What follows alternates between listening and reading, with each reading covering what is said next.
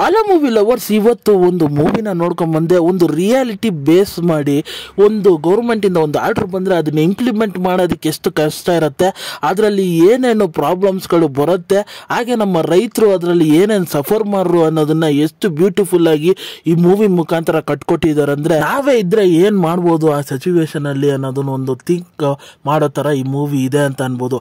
ಹಾಗೆ ನಾನು ಯಾವ ಮೂವಿ ಬಗ್ಗೆ ಮಾತಾಡ್ತಾ ಇದ್ದೀನಿ ಅಂದರೆ ಕಾಟೇರ ಅಂತ. ಹಾಗೆ ಈ ಮೂವಿ ರಿವ್ಯೂಗಿಂತ ಮುಂಚೆ ನನ್ನ ಚಾನಲ್ಗೆ ಫಸ್ಟ್ ಟೈಮ್ ವಿಸಿಟ್ ಮಾಡಿದ್ದೀರಾ, ಇಲ್ಲ ಈ ರಿವ್ಯೂನ ಫಸ್ಟ್ ಟೈಮ್ ನೋಡ್ತಾ ಇದ್ದೀರಾ, ಈ ರಿವ್ಯೂ ನಿಮಗೆ ಆನೆಸ್ಟ್ ಅನಿಸಿದ್ರೆ ಈ ವಿಡಿಯೋಗೊಂದು ಲೈಕ್ ಮಾಡಿ, ಹಾಗೆ ನನ್ನ ಚಾನಲ್ನ ಸಬ್ಸ್ಕ್ರೈಬ್ ಮಾಡಿ ಮತ್ತು ಬೆಲ್ ನೋಟಿಫಿಕೇಶನ್ ಆನ್ ಮಾಡಿ. ಹಾಗೆ ಮರೀದೆ ನಮ್ಮನ್ನು ಸೋಷಿಯಲ್ ಮೀಡಿಯಾ ಪ್ಲಾಟ್ಫಾರ್ಮಲ್ಲೂ ಫಾಲೋ ಮಾಡಿ, ಲಿಂಕ್ನ ಡಿಸ್ಕ್ರಿಪ್ಷನಲ್ಲಿ ಕೊಟ್ಟಿರ್ತೀನಿ. ಹಾಗೆ ಮೂವಿಯ ಡ್ಯೂರೇಷನ್ ವಿಚಾರಕ್ಕೆ ಬಂದರೆ 3 hours 2 minutes ಬರುತ್ತೆ ಅಂತ ಅನ್ಬೋದು. ಮೂವಿ ವಿಚಾರಕ್ಕೆ ಬಂದರೆ ಇಲ್ಲಿ ಬರೀ ಒಂದು ವಿಚಾರದ ಬಗ್ಗೆನ ಮಾತಾಡಲ್ಲ, ಅದರಲ್ಲಿ ಒಂದು ರೈತರ ಬಗ್ಗೆ ಮಾತಾಡ್ತಾರೆ, ಒಂದು ಕ್ಯಾಸ್ಟಿಸಮ್ ಬಗ್ಗೆ ಮಾತಾಡ್ತಾರೆ, ಮತ್ತೆ ಅದರಲ್ಲಿ ಒಂದು ಲವ್ ಸ್ಟೋರಿನೂ ಇಟ್ಕೊಂಡಿದ್ದಾರೆ. ಆ ಸುತ್ತ ಕತೆನ ನರೇಷನ್ ಮಾಡ್ಕೊಂಡು ಹೋಗಿರೋ ವಿಧಾನ ನನಗೆ ಸಿಕ್ಕಾಬಟ್ಟೆ ಚೆನ್ನಾಗಿತ್ತು ಅಂತ ಅನ್ಬೋದು. ಹಾಗೆ ಇಲ್ಲಿ ಕ್ಯಾರೆಕ್ಟರ್ ಬಿಲ್ಡಿಂಗು ಸಿಕ್ಕಾಬಟ್ಟೆ ಚೆನ್ನಾಗಿತ್ತು ಅಂತ ಅನ್ಬೋದು. ಎಸ್ಪೆಷಲಿ ನಮ್ಮ ಕಾಟೇರ್ ಅವರು ಒಂದು ಪಾಡಿಗೆ ಅವರ ಕೆಲಸನ ಮಾಡ್ಕೊಂಡು ಹೋಗ್ತಾ ಇರ್ತಾರೆ. ಅವರ ಜೀವನದಲ್ಲಿ ಒಂದು ಸಿಚುವೇಶನ್ ಬಂದಾಗ ಆ ಸಿಚುವೇಶನ್ನು ಅವರ ಲೈಫ್ನ ಹೇಗೆ ಟ್ವಿಸ್ಟ್ ಅಂಡ್ ಟರ್ನ್ಸ್ಗಳು ಮಾಡುತ್ತೆ, ಹಾಗೆ ಅವರ ಜೀವನ ಎಲ್ಲಿ ತಗೊಂಡೋಗಿ ನಿಲ್ಸುತ್ತೆ ಅನ್ನೋದನ್ನ ಎಷ್ಟು ಬ್ಯೂಟಿಫುಲ್ ಆಗಿ ಆದಷ್ಟು ರಿಯಾಲಿಟಿಕ್ ಆಗಿ ಫೀಲ್ ಆಗತ್ತೆ ಅಂತ ಅನ್ಬೋದು. ಮೂವಿಯಲ್ಲಿ ಎಲ್ಲೂ ಹೀರೋಯಿಸಮ್ ಕೊಡ್ದೇನೆ ಆದ್ರೂ ಎಲ್ಲ ಸೆಟಲ್ಡ್ ಆಗಿ ಎಲ್ಲ ವಿಚಾರಗಳನ್ನ ನಮಗೆ ಸ್ಟೆಪ್ ಬೈ ಸ್ಟೆಪ್ ಪ್ರೆಸೆಂಟೇಷನ್ ಮಾಡ್ಕೊಂಡು ಹೋಗ್ತಾರೆ ಅಂತ ಅನ್ಬೋದು.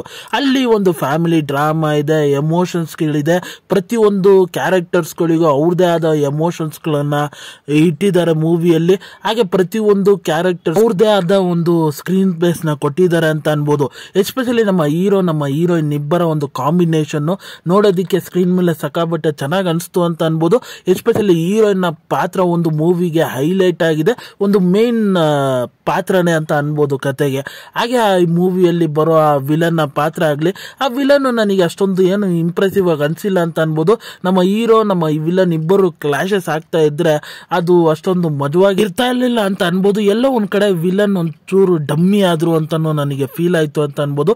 ಇನ್ನೊಂಚೂರು ಬೂಸ್ಟ್ ಅಪ್ ಆಗಿ ಇನ್ನೂ ಚೆನ್ನಾಗಿ ಪೋರ್ಟ್ರೇ ಮಾಡಿದ್ರೆ ಮೂವಿಗೆ ಎಲ್ಲ ಬೆಟರ್ ಆಗಿರ್ಬೋದಾಗಿತ್ತು ಅಂತ ಎಲ್ಲೋ ಒಂದ್ ಕಡೆ ಅನಿಸ್ತು. ಹಾಗೆ ಮೂವಿಯ ಇಂಟರ್ವಲ್ ಬ್ಲಾಕ್ ಸಿಕ್ಕಾಬಟ್ಟೆ ಚೆನ್ನಾಗಿತ್ತು ಅಂತ ಅನ್ಬೋದು. ಹಾಗೆ ಫಸ್ಟ್ ಹಾಫ್ ಅಲ್ಲಿ ಕೆಲವೊಂದು ಆಕ್ಷನ್ ಸೀಕ್ವೆನ್ಸ್ಗಳು ಸಿಕ್ಕಾಬಟ್ಟೆ ಚೆನ್ನಾಗಿದ್ವು ಅಂತಾನು ಅನ್ಬೋದು. ಆದ್ರೆ ನನಗೆ ಎಲ್ಲಿ ಇಂಟ್ರೆಸ್ಟಿಂಗ್ ಆಗಿ ಇದ್ದಿದ್ದಂದ್ರೆ ಸೆಕೆಂಡ್ ಹಾಫ್ ಅಂತ ಅನ್ಬೋದು. ಸೆಕೆಂಡ್ ಹಾಫ್ ಅಲ್ಲಿ ಒಂದು ವಿಚಾರನ ಇಟ್ಕೊಂತಾರೆ, ಆ ವಿಚಾರನ ನಮಗೂ ಕ್ಯೂರಿಯಾಸಿಟಿ ಬಿಲ್ಡ್ ಮಾಡ್ತಾರೆ ಅಂತ ಅನ್ಬೋದು. ಏನು ಆ ವಿಚಾರ ನೆಕ್ಸ್ಟ್ ಏನ್ ಆಗ್ಬೋದು ಅನ್ನೋದನ್ನ ನಾವು ಥ್ರೂ ಔಟ್ ಮೂವಿನ ನೋಡೋಕೆ ಇನ್ನೂ ಇಂಟ್ರೆಸ್ಟಿಂಗ್ ಆಗಿರುತ್ತೆ ಅಂತ ಅನ್ಬೋದು. ಎಸ್ಪೆಷಲಿ ಆ ಕ್ಲೈಮ್ಯಾಕ್ಸ್ ಸೀನ್ ಏನಿದೆ ಮೂವಿಯ ಒಂದು ಹೈಲೈಟ್ ಪಾಯಿಂಟ್ ಅಂತ ಹೇಳ್ತೀನಿ. ನಮ್ಮ ದರ್ಶನ್ ಸರ್ ಅವರ ಇಷ್ಟಪಡದೆ ಆ ಕ್ಲೈಮ್ಯಾಕ್ಸ್ ಸೀನು ಅಂತ ಅನ್ಬೋದು. ಹಾಗೆ ಆಪೋಸಿಟ್ ಸೈಡ್ ಅಲ್ಲಿ ಅವರಿಬ್ಬರ ಕ್ಲಾಸಸ್ ಸೀನ್ಸ್ಗಳನ್ನೆಲ್ಲ ಸಿಕ್ಕಾಬಟ್ಟೆ ಚೆನ್ನಾಗಿ ತೆಗ್ದಿದ್ದಾರೆ ಅಂತ ಅನ್ಬೋದು. ಹಾಗೆ ನನಗೆ ಆ ಕ್ಲೈಮ್ಯಾಕ್ಸ್ ಸೀನು ಸಿಕ್ಕಾಬಟ್ಟೆ ಇಷ್ಟ ಆಯ್ತು ಅಂತ ಅನ್ಬೋದು. ಹಾಗೆ ಇಲ್ಲಿ ಹೇಳಕೊಳ್ತಿರೋ ಮೆಸೇಜ್ ನ ಈಗೂ ಹೇಳ್ಬೋದಾ ಅನ್ನೋದು ನನಗೆ ಒಂದು ಕ್ಯೂರಿಯಾಸಿಟಿನೂ ಇತ್ತು. ಹಾಗೆ ಆ ಮೆಸೇಜ್ ಸಿಕ್ಕಾಬಟ್ಟೆ ಇಷ್ಟನೂ ಆಯ್ತು ಅಂತ ಅನ್ಬೋದು. ಹಾಗೆ ಇದರಲ್ಲಿ ಬ್ಯಾಕ್ ಗ್ರೌಂಡ್ ಮ್ಯೂಸಿಕ್ ಸಿಕ್ಕಾಬಟ್ಟೆ ಚೆನ್ನಾಗಿತ್ತು ಅಂತ ಅನ್ಬೋದು. ಹಾಗೆ ಪ್ರತಿಯೊಂದು ಸೀನ್ಸ್ಗಳಿಗೂ ಆ ಎಲಿವೇಶನ್ಸ್ ಗಳನ್ನ ಚೆನ್ನಾಗಿ ಕೊಟ್ಕೊಂಡು ಬಂದ್ರು ಅಂತ ಅನ್ಬೋದು. ಹಾಗೆ ನನಗೆ ಆ ಸಾಂಗ್ಸ್ಗಳು ಬ್ಯೂಟಿಫುಲ್ ಆಗಿ ಅನಿಸ್ತು ಅಂತ ಅನ್ಬೋದು. ಹಾಗೆ ಆ ಪ್ಲೇಸ್ಮೆಂಟ್ಸ್ಗಳು ನನಗೆ ಇಷ್ಟ ಆಯಿತು ಅಂತ ಅನ್ಬೋದು. ಹಾಗೆ ಮೂವಿಯ ಆ್ಯಕ್ಷನ್ ಸೀಕ್ವೆನ್ಸ್ಗಳು ಏನಿದೆ ಆ್ಯಕ್ಷನ್ ಸೀಕ್ವೆನ್ಸ್ಗಳು, ಪ್ರತಿಯೊಂದು ಆ್ಯಕ್ಷನ್ ಸೀಕ್ವೆನ್ಸ್ಗಳು ಚೆನ್ನಾಗಿದೆ, ಹಾಗೆ ಎಂಜಾಯಬಲ್ ಆಗು ಇದೆ ಅಂತ ಅನ್ಬೋದು. ಹಾಗೆ ನನಗೆ ಇನ್ನೊಂದು ಮೇಜರ್ ಇಷ್ಟ ಆಗಿದೆ ಅಂದರೆ ಡೈಲಾಗ್ಸ್ ರೈಟಿಂಗು. ಪ್ರತಿಯೊಂದು ಸೀನ್ಸ್ಗಳಲ್ಲೂ ಎಲ್ಲೆಲ್ಲಿ ಏನೇನು ಬೇಕೋ ಇಂಪಾರ್ಟೆಂಟ್ ವಿಚಾರನ ಅದನ್ನು ಸಿಕ್ಕಾಬಟ್ಟೆ ಕನ್ವೀನಿಯನ್ಸ್ ಆಗೋ ಥರ ಜನಕ್ಕೆ ಅದನ್ನು ಚೆನ್ನಾಗಿ ಬರ್ಕೊಂಡಿದ್ದಾರೆ ಅಂತ ಅನ್ಬೋದು. ಹಾಗೆ ಮೂವಿಯ ವಿಜುವಲೈಸೇಷನ್ ಆ 17 ಫೀಲ್ನ ಸಿಕ್ಕಾಬಟ್ಟೆ ಚೆನ್ನಾಗಿ ತಗೊಂಡ್ಬಿಟ್ಟಿದ್ದಾರೆ ಅಂತ ಅನ್ಬೋದು. ಹಾಗೆ ಆ ಸ್ಕ್ರೀನ್ ಮೇಲೆ ಅದು ಅಪೀಲಿಂಗ್ ಆಗಿ ಇತ್ತು ಅಂತ ಅನ್ಬೋದು.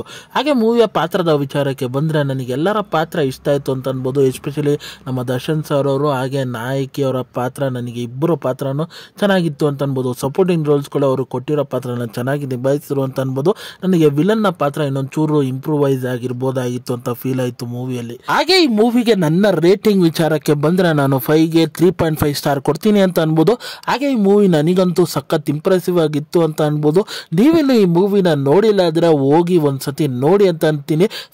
ಫ್ಯಾಮಿಲಿ ಫ್ರೆಂಡ್ಲಿ ಮೂವಿನೇ, ಒಂದು ಒಳ್ಳೆ ಮೆಸೇಜ್ ಇದೆ, ಖಂಡಿತ ಮರಿದೆ ಚೆಕ್ಔಟ್ ಮಾಡಿ ಅಂತ ಹೇಳ್ತೀನಿ. ಹಾಗೆ ಈ ವಿಡಿಯೋ ಇಷ್ಟ ಆಯಿತು, ಈ ರಿವ್ಯೂ ನಿಮ್ಗೆ ಆನೆಸ್ಟ್ ಅನಿಸ್ತು ಅಂದರೆ ಈ ವಿಡಿಯೋಗೊಂದು ಲೈಕ್ ಮಾಡಿ, ಹಾಗೆ ನನ್ನ ಚಾನಲ್ನ ಸಬ್ಸ್ಕ್ರೈಬ್ ಮಾಡಿ ಮತ್ತು ಬೆಲ್ ನೋಟಿಫಿಕೇಶನ್ ಆನ್ ಮಾಡಿ. ನಿಮ್ಮ ಅನಿಸಿಕೆ ಅಭಿಪ್ರಾಯ ಏನೇ ಇದ್ರೂ ಕಮೆಂಟ್ ಮೂಲಕ ತಿಳಿಸ್ಬೋದು. ಈ ವಿಡಿಯೋ ಇಷ್ಟ ಆಯಿತು ಅಂದರೆ ಎಲ್ಲರಿಗೂ ಶೇರ್ ಮಾಡಿ. ಮತ್ತೆ ಮುಂದಿನ ರಿವ್ಯೂ ಅಲ್ಲಿ ಸಿಗ್ತೀನಿ. ಅಲ್ಲಿ ತನಕ ನನ್ನ ಚಾನಲ್ಗೆ ಸ್ಟೇ ಟ್ಯೂನ್ ಆಗಿರಿ. ಮರಿದೆ ನನ್ನ ಸೋಷಿಯಲ್ ಮೀಡಿಯಾ ಪ್ಲಾಟ್ಫಾರ್ಮಲ್ಲಿ ಫಾಲೋ ಮಾಡಿ.